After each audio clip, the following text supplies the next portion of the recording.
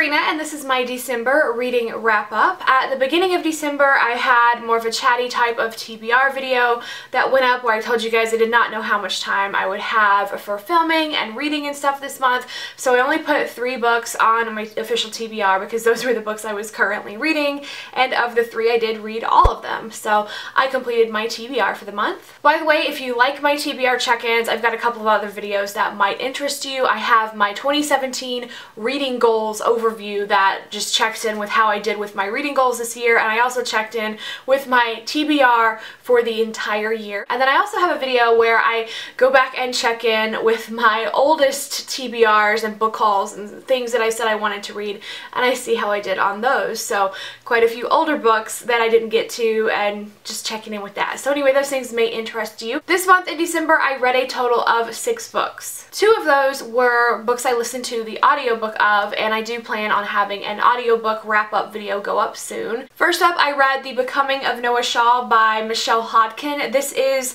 the first book in a new series that is a spin-off of her Mara Dyer trilogy. So I do think you need to read the Mara Dyer trilogy first, or else you're not really going to know what's going on at the start of this one. So basically it's book 4 in Mara Dyer, but this time we are following the character Noah Shaw. And in the world of these books, the main characters believe that they have some type of, you know, like superpowers or gifted abilities.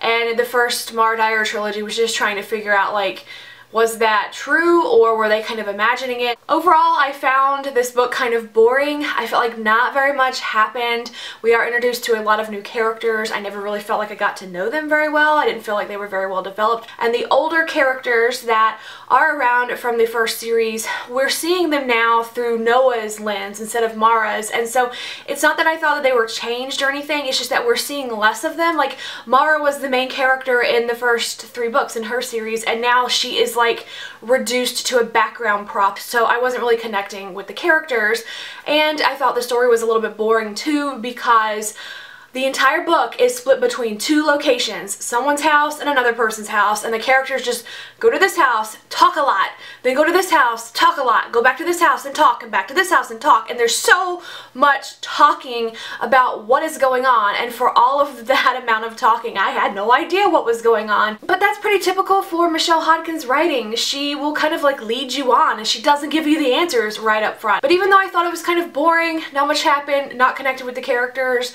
it was a very, very quick read, and it was true to what the Mara trilogy established. Next up, I read Obsidian and Stars by Julie Eshbaugh, which is the sequel to Ivory and Bone. This is a prehistoric romance series, and the first book, Ivory and Bone, was kind of inspired by Pride and Prejudice. I really enjoyed that element to it. And the story follows several different prehistoric clans, like these different groups. They live in different areas of their continent, and they each face different problems. Like, some of them are running out of food, some of them, they need to make marriage alliances between the clans, some of the clans are very hostile, some of them want to ally, and it's just kind of like the politics of that. A couple of things that I really liked or think are worth mentioning about this book are that this one is following a different character's perspective. It's still one of the main characters, this one is just following Maya, whereas the first book followed the character of Cole.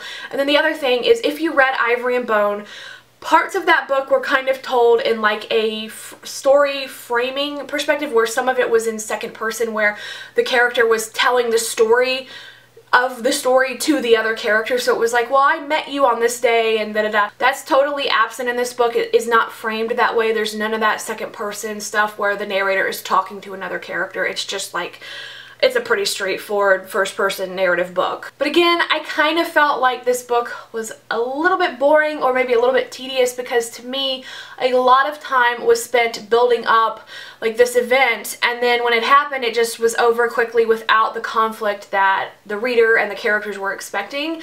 So I was kind of like, why do we just build all that up? And then it kind of switches gears and something else takes over.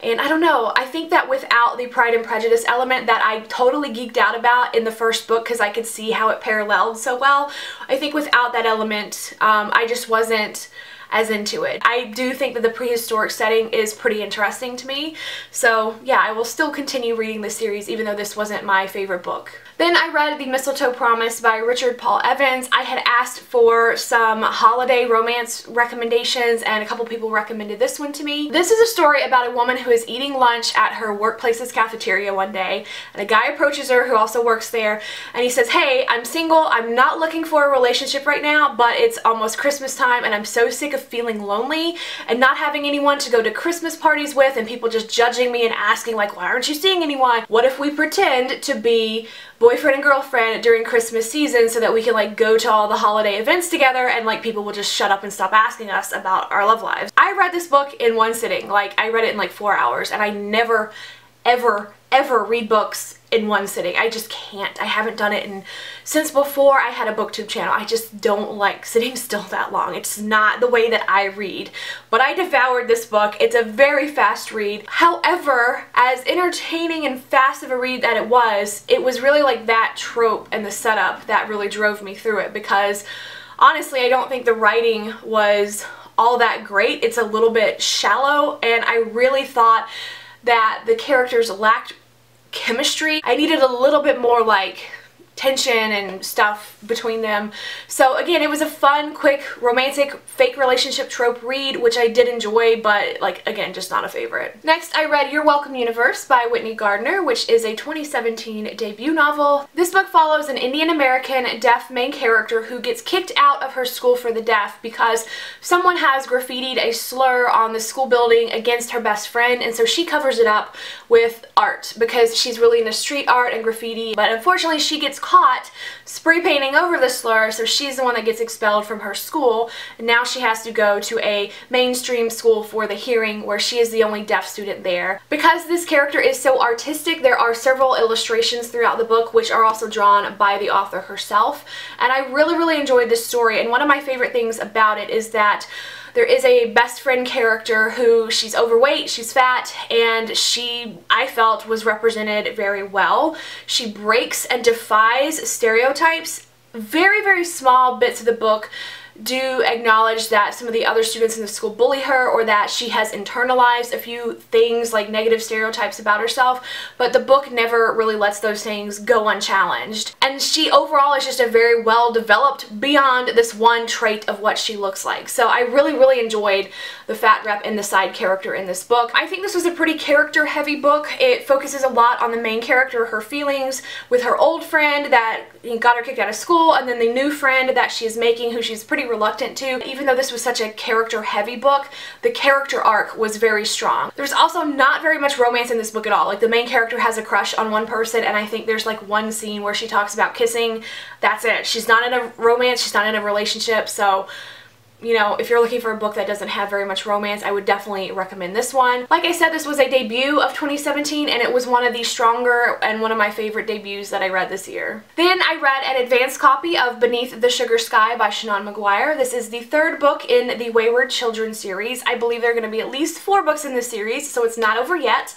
This book is coming out in January, I think on the 9th or so. This book goes back to the boarding school from book 1, so we're following a bunch of the characters that we knew from book 1. We get to see them again. We meet a new character in this book who shows up at the school and is like, I need your help fixing something in my world, in my realm. So they all have to travel through these different worlds to get to her world and fix the problem that has happened. I really loved the quest that happened in this. I really loved seeing the different worlds, getting to know the new characters and the worlds that they were from, even if we didn't see their worlds specifically. Like, one of the characters is a mermaid from a world of mermaids, and I'm like, I need a book set in that world, please. This series is a 5-star series overall to me, and I really wish that this book had been 5 stars because I so enjoyed it. There was just one thing that I did not enjoy about it, and that was the fat rep. One of the characters whose point of views that we follow is overweight, and that is a fact that we are never ever allowed to forget. It's not that her representation or the way that weight was talked about was malicious or harmful in any way particularly. It's just that, like, every time this character is on page,